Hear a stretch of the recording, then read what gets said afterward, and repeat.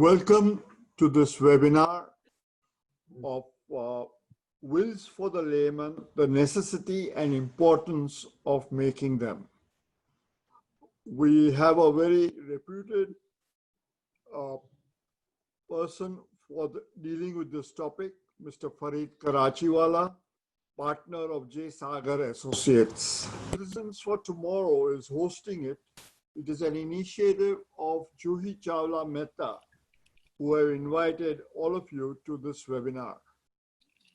Good evening and good morning to the people on the East Coast or the West Coast also. We started this initiative of Juhi in 2011, mainly against the health hazards to the citizens from mobile towers and mobile phones. We then spread our wings to various other social causes, including reducing plastic pollution and creating awareness for that. Recently, Juhi has also gone in trying to propagate Sanskrit through the Aurobindo Ashram, Dr. Sampadanand, and participated also in the World Sanskrit Day last week.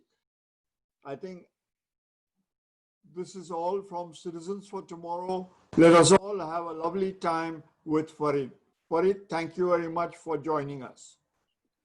So thank you, Prakash. Of course, none of this would have been possible but for your help, and of course, appreciate all the work that Citizens for Tomorrow is doing.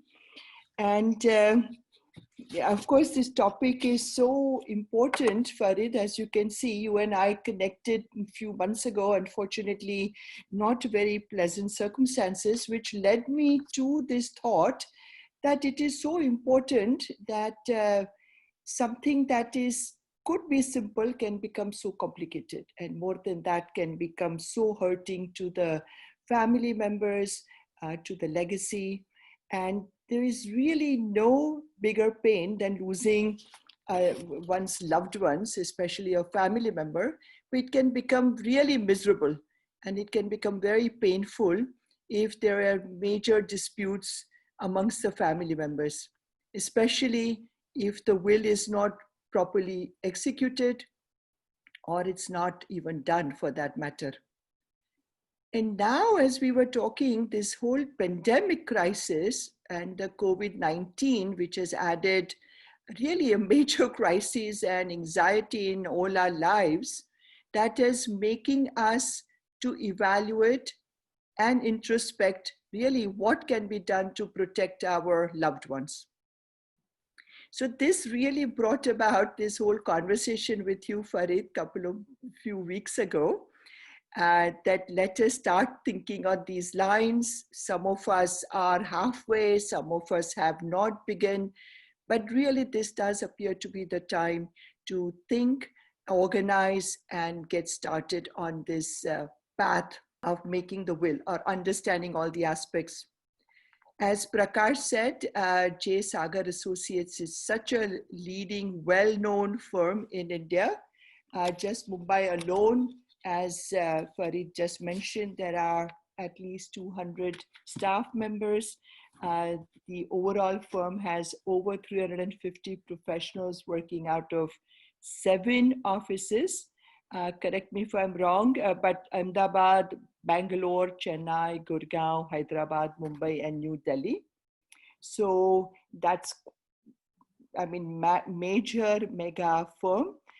Within that, Farid himself has expertise and experience all across both sides, from facing corporate legal teams as well as defending on the corporate side, many government regulatory bodies, specific skill set also in the area of real estate.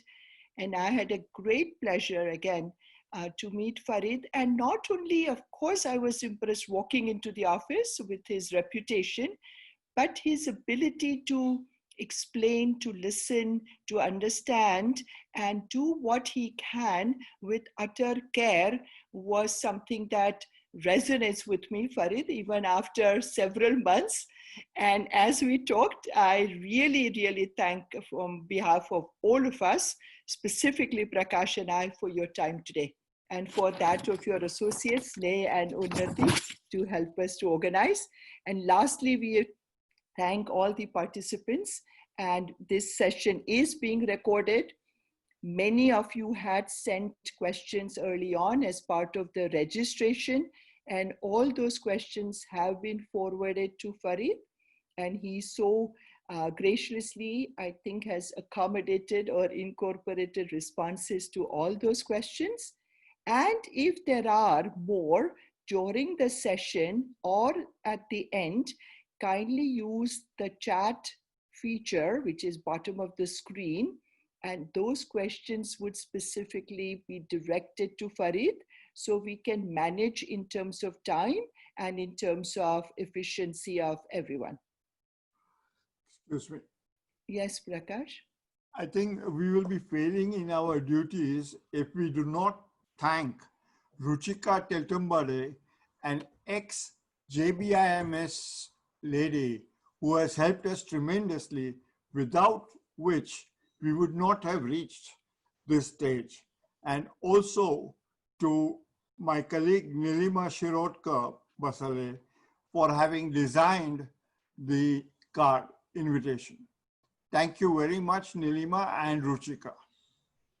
Thank you, Prakash. Absolutely, you are right. And with that, I think, again, the session is being recorded.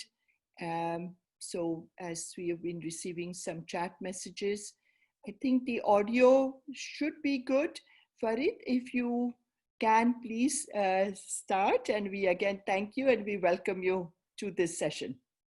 Thanks, Asmita, and thank you, Prakash, for the introduction and the very kind words that both of you have for both me as well as JSA.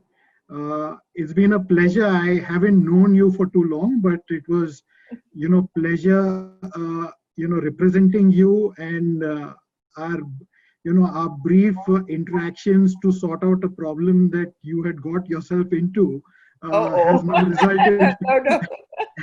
Has resulted into this opportunity. I object to that I got myself into. But thank you. Yes, you were a major reassurance that you'll get me out. Thank you. So what better situation than the present situation that we are all in, that's the pandemic, to discuss a topic which is so essential for all of us. The topic, of course, which everybody is aware of is I'm going to be speaking about wills. I'm going to be speaking about wills particularly from the Indian context and the Indian point of view, because that's where my specialization lies. I'm going to give you an overview as to what are the laws which are applicable when you make a will, what are the laws applicable when you don't make a will, what is it that happens to your estate when you make a will, what happens to your estate when you don't make a will. I'm going to try and make it as simple as possible, because I realize that I'm speaking to an audience which is not purely having any legal background. So I'll try and do the best that I can. I have taken note of all your questions. I'm going to deal with your questions at the appropriate time when I'm presenting my slideshow. But if I do miss out anything, please feel free to write them on the chat box, and after the close of my presentation and my speech, I'll go through the chat box and I'll address those questions as well.